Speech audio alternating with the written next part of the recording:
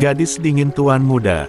Bab 034. Jangan mengarang kamu Rahmi, rumah, perusahaan, dan seluruh aset Mas Aditya adalah miliknya sendiri bukan kamu ataupun bunda kamu itu. Murka Sonia, dia tidak terima harta itu harus jatuh di tangannya, tidak ada yang bisa memiliki karena Naila yang akan mewarisi semuanya. Sepertinya sebelum kamu memaksa ayah saya menikahi kamu, kamu tidak mencari tahu dulu apa yang terjadi. Oh tidak, sebelum kamu membunuh bunda saya kamu tidak mencari tahu dulu siapa harta yang kamu incar, tekan Rahmi di kalimat terakhirnya. Sonia yang mendengar ucapan Rahmi kaget. Apa maksud kamu Rahmi, kamu menuduh saya? Sonia bersikap seolah-olah tidak tahu apa-apa. Saya akan tagih pengakuan dan tanggung jawab kamu Sonia, lalu Rahmi mematikan sambungan telepon. Setiap dia mengingat tentang kematian bundanya, dia tidak bisa menahan amarahnya. Tenang Rahmi, kamu pasti bisa membalas mereka semua, guman Rahmi menenangkan dirinya sendiri. Dia kemudian bersiap untuk tidur, dia tidak ingin larut dalam kenangan buruk sang bunda. Dan tak lama Rahmi tertidur nyenyak. Sedangkan di sisi Sonia dia tidak percaya di mana Rahmi tahu ini semua. Siapa memberitahu Rahmi soal ini? Guman Sonia. Aark, kenapa rahasia yang sudah aku tutup terbuka kembali dan diketahui anak sialan itu? Frustasi Sonia, masalahnya semakin berat dan orang yang bisa membantunya hanyalah Felix, tapi Felix sendiri sedang di penjara dan belum keluar.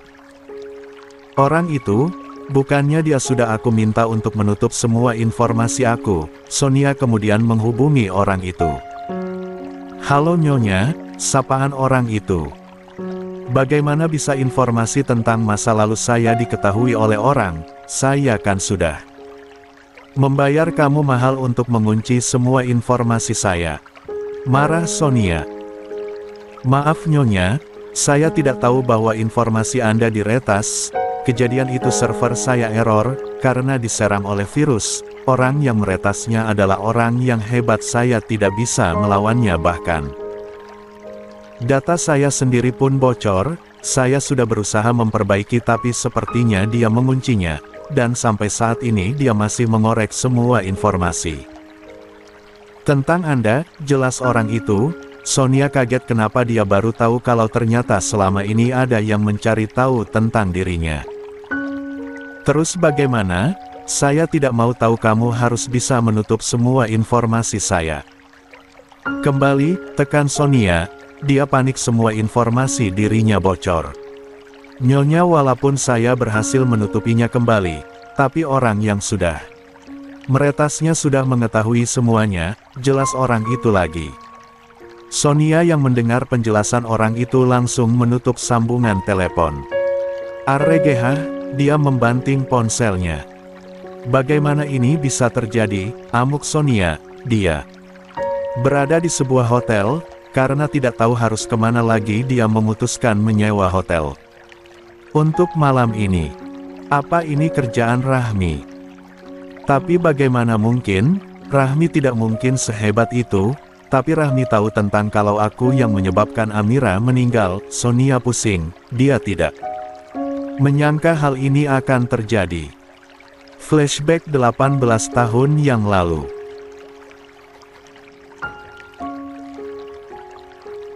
Di sebuah rumah sakit, tepatnya di sebuah ruang persalinan, terdapat seorang perempuan muda sangat cantik. Dia akan melakukan persalinan untuk melahirkan anak pertamanya. Sakit. Tolong, runtuhnya menahan sakit. Sabar ya Mbak, belum saatnya, ujar suster di sana. Sementara di luar seorang laki-laki berdiri di depan ruang persalinan, dia terlihat tenang dan hanya diam saja, sampai tiba-tiba seseorang memanggilnya. Mas Adit, panggil perempuan itu, membuat laki-laki itu menoleh. Sonia, apa yang kamu lakukan di sini? Gimana persalinan Amira? Bukannya menjawab Sonia malah balik bertanya kepada Aditya Aksara. Masih di dalam? Aku juga tidak tahu, jawabnya. Mas, kamu yakin akan menerima mereka nanti? Amira sudah mengkhianati kamu, Mas. Hasut Sonia. Diamlah Sonia, aku akan membuang anak itu nanti. Aku tidak sudi merawat anak yang bukan darah daging saya, ujar Aditya Aksara. Sonia tersenyum miring mendengar jawaban Aditya. Tapi harusnya kamu juga membuang ibunya, kalau hanya anaknya aku tidak bisa memiliki kamu, Mas. Walaupun sudah ada Naila yang bisa aku manfaatkan, guman Sonia. Dalam hati. Tak lama terdengar suara bayi menangis, lalu pintu terbuka dari dalam. Istri Anda sudah melahirkan, bayi Anda perempuan, Anda bisa melihatnya di dalam, ujar dokter yang membantu menangani persalinan Amira. Lalu Aditya Aksara masuk ke dalam ruang persalinan dan dokter pergi dari sana. Sedangkan Sonia masih berdiri di ruang persalinan itu. Aku juga harus menyingkirkan. Amira, aku sudah berhasil menyingkirkan bayi itu, dan ibunya juga harus disingkirkan. Lalu Sonia berjalan ke arah ruang dokter. Tok, tok. Masuk, lalu Sonia masuk dan duduk di hadapan dokter itu. Ada yang bisa saya bantu? Tanya dokter itu. Sonia menjulurkan tangannya. Saya Sonia, kamu Dokter Sally. Basa-basi Sonia. Iya, jawab Dokter Sally walaupun agak bingung. Saya ingin meminta bantuan Anda, ujar Sonia langsung. Bantuan apa? Saya tahu kamu istri dari Ferdi Handoyo, dan kamu pasti tahu siapa perempuan yang kamu bantu melahirkan tadi, ujar Sonia.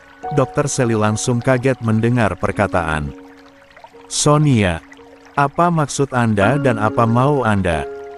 Tanya Dokter Sally tidak mengerti dengan apa yang dikatakan Sonia. Jangan pura-pura tidak tahu Dokter Sally, dia perempuan yang dicintai suami kamu, dan kemungkinan anak yang dilahirkan tadi. Belum selesai Sonia berbicara Dokter Sally sudah memotongnya. Stop, apa mau Anda? Tanya Dokter Sally, dia tidak ingin membahas masalah keluarganya. Saya tahu kamu memiliki anak dan juga baru melahirkan anak kedua, kamu tidak inginkan kehilangan ayah dari anak-anakmu. Kemudian Sonia mengulurkan sesuatu dan Dokter Sally langsung mengambilnya. Apa maksud Anda? Kaget Dokter Sally melihat benda itu. Saya mau kamu memberikan itu, perintah Sonia.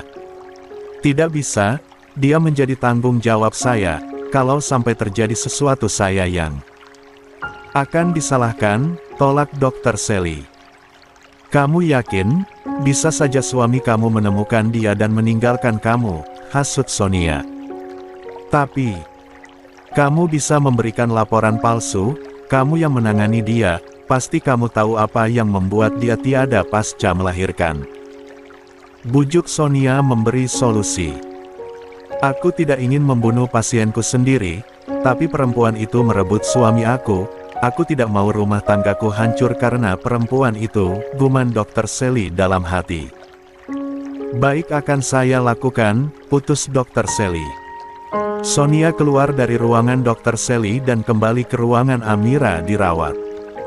Dari jarak yang tidak terlalu jauh Sonia melihat Aditya keluar dengan menggendong bayi. Sonia yang penasaran menghampiri Aditya. Mas, kamu mau kemana? Tanya Sonia setelah sampai di hadapan Aditya. Saya mau membawa anak ini, jawab Aditya. Oh, kamu mau membuangnya sekarang? Tanya Rahmi pelan. Aku pergi dulu, ujar Aditya lalu pergi dari sana, dan hanya diangguki oleh Sonia. Melihat Aditya sudah jauh, Sonia kembali ke ruangan Dokter Sally. Dokter lakukan sekarang, suaminya sudah pergi, beritahu Sonia. Lalu Dokter Sally keluar ruangannya dan berjalan ke arah ruangan Amira. Kamu tunggu di sini, saya akan masuk, perintah Dokter Sally. Iya, saya akan awasi di sini, lalu Dokter Sally masuk. Saya tidak ingin kehilangan suami saya hanya karena perempuan murahan seperti kamu, lalu Dokter Sally menyuntikkan sebuah cairan ke dalam infus Amira. Dia menunggu reaksi obat itu bekerja. Beberapa menit terlihat pernafasan Amira tidak beraturan dan jantungnya melemah. Melihat itu dengan cepat Dr. Sally mengganti infus yang baru agar tidak diketahuan jika infus itu diberi racun. Setelahnya dia langsung menghubungi suster untuk menangani. Pasien sudah meninggal dunia, dia mengalami pendarahan, ucap Dr. Sally. Suster di sana bingung. Bukannya setelah melahirkan pasien baik-baik saja. Tapi dok, terjadi komplikasi, kondisi dan kandungannya lemah tapi dia melakukan persalinan normal. Jelas Dr. Sally berusaha terlihat biasa-biasa saja.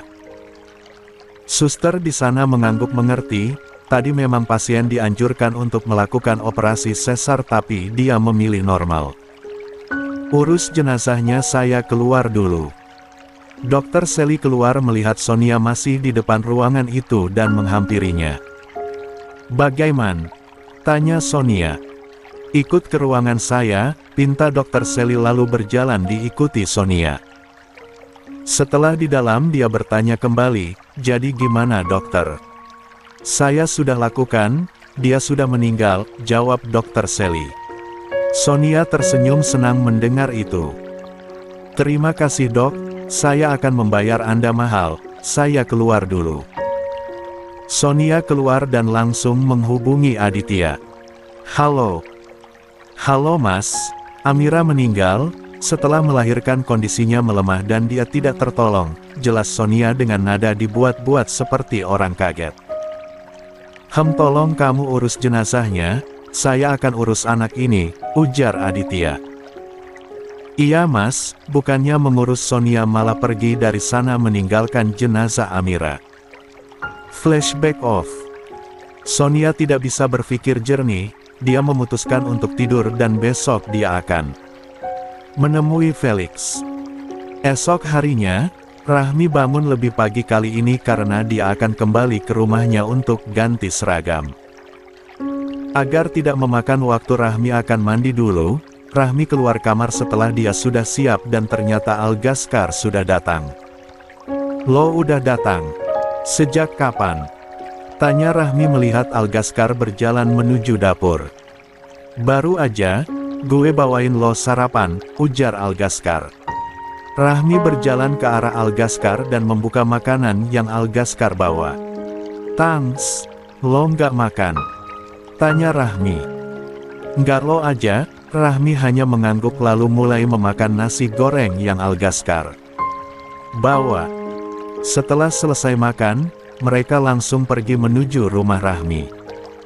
Gue bawa motor sendiri aja, lo bisa pergi duluan, ujar Rahmi setelah kini mereka sampai di rumah. Gue tungguin, selalu seperti itu, tidak ingin dibantah. Rahmi yang tahu tidak akan bisa menang hanya diam saja tidak lagi membantah. Rahmi langsung masuk untuk ganti baju. Tidak lama dia keluar. Gue bawa motor sendiri, wajar Rahmi kemudian berjalan ke arah motornya kemudian setelah memakai helm terus menjalankan diikuti Algaskar di belakang. Algaskar tidak melarang Rahmi naik motor sendiri karena dia nanti akan ada urusan. Mereka kini sudah sampai di sekolah dan seperti biasa teman-teman Algaskar akan menunggu di parkiran. Yok si Al udah datang tuh, ujar Romeo, semuanya berjalan bersama ke arah kelas. Jika dilihat seperti ini Rahmi seperti Ratu Alistair yang berjalan diikuti anggota inti Alistair di belakang. Setelah mereka masuk kelas pasti kelas langsung hening. Sebenarnya menurut mereka ada bagus dan jeleknya satu kelas dengan inti Alistair, terutama Algaskar. Mereka bisa setiap hari lihat cowok-cowok ganteng tapi jeleknya mereka berasa uji adrenalin. Walaupun mereka ganteng tapi jika membuat masalah mereka tidak akan memberi ampun, terutama Algaskar dan Bara melihat tatapan matanya saja sudah membuat mereka bergidik. Setelah guru masuk semuanya fokus dengan pelajaran termasuk Rahmi dan inti Algaskar. Silahkan kerjakan tugas yang sudah saya jelaskan tadi, saya keluar dulu kalau sudah selesai ketua kelas kumpulkan, instruksi sang guru diangguki mereka. Lalu dia keluar dari kelas. Tapi kelas mereka berbeda walaupun tidak ada guru tapi mereka tidak akan leluasa untuk ribut, karena takut dengan Algaskar dan Bara yang tidak suka kebisingan, kecuali Romeo dan Raka tentunya. Hej Rahmi, panggil Agnes, setelah beberapa hari tidak masuk karena sakit dia hari ini. Masuk juga. Seperti biasa Rahmi akan cuek dengan seseorang yang tidak ada urusan dengannya. Gue bisa kerjain tugas bareng lo nggak? Tanya Agnes lagi seolah tidak ada kapoknya, padahal sudah jelas Rahmi ini tidak bisa bergabung dengan circle pertemanan begitu. Walaupun agak merespon jika dengan inti Alistair, tapi itu karena dulu mereka pernah ada misi bersama. Tugas gue udah selesai, singkat Rahmi, berusaha merespon agar Agnes mau mengerti. Wow lo hebat banget, gue boleh lihat nggak? Antusias Agnes. Emang lo nggak bisa kerjain sendiri? Datar Rahmi. Maaf kalau gue ganggu, ujar Agnes menunduk. Dan interaksi mereka disaksikan oleh inti Alistair, dan Karel yang melihat itu berniat menghampiri mereka tapi ditahan oleh Algaskar. Kenapa lo nahan gue? Tanya Karel tidak habis pikir. Nggak usah ikut campur sama urusan mereka, taps Algaskar dingin. Lo nggak lihat Agnes digituin Rahmi? Agnes itu lemah, nggak sekuat Rahmi. Gue udah berusaha baik selama ini sama Rahmi karena gue pikir gue salah menilai dia, tapi lihat sikap dia sama Agnes ternyata nggak berubah. Gue tahu masalah hidupnya yang buat dia kayak gitu, tapi nggak dengan cara nyakitin hati orang. Karena nggak cuma dia yang punya masalah. Teriak marah Karel dan menjadi pusat perhatian satu kelas termasuk Rahmi dan Agnes yang mendengar semua apa yang dikatakan Karel. Oh atau lo sekarang udah suka sama Rahmi? Sampai lo belain dia, biasanya lo diem aja, gue mau ngapain juga lo nggak peduli. Kenapa sekarang lo belain dia? Tanya Karel heran sekaligus curiga. Gue nggak belain siapapun, bukannya gue bilang jangan ikut campur, ujar Algaskar semakin dingin. Ya karena Rahmi jauh lebih kuat dari Agnes, balas Karel. Kalian kenapa jadi berantem, ujar Agnes, gue nggak apa-apa kok, gue bisa paham kalau Rahmi nggak mau temenan sama gue. Kehidupan kita nggak selevel, dia dari keluarga baik-baik sedangkan gue anak yang bahkan tidak tahu siapa ayahnya. Sedih Agnes berusaha menahan air matanya.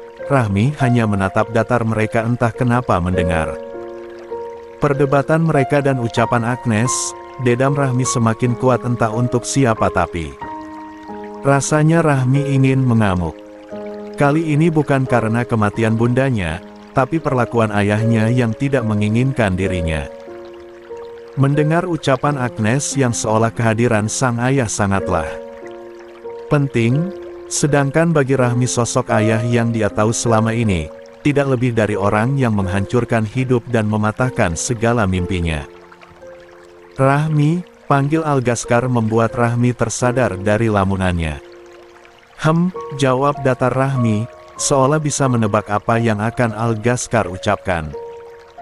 Agnes hanya ingin punya teman, lo nggak bisa terima dia? Tanya Algaskar pada Rahmi. Rahmi yang mendengar itu menghela nafas kemudian mendongak menatap Algaskar. Gue nggak butuh teman, datar Rahmi. Algaskar, gue selama ini terima lo karena keluarga lo bagian dari bunda gue, bukan berarti hal seperti ini lo atur, bukan karena gue nggak mau, tapi apa yang pernah gue alami membuat gue tidak bisa membohongi diri gue sendiri. Gue nggak mudah percaya sama seseorang, harusnya lo sadar respon gue selama ini membuktikan lo satu-satunya orang yang mulai gue percaya, guman Rahmi dalam hati. Dia tidak berniat memberitahu pada Algaskar. Rahmi mulai hilang rasa terbuka yang mulai bisa dia tunjukkan pada Algaskar.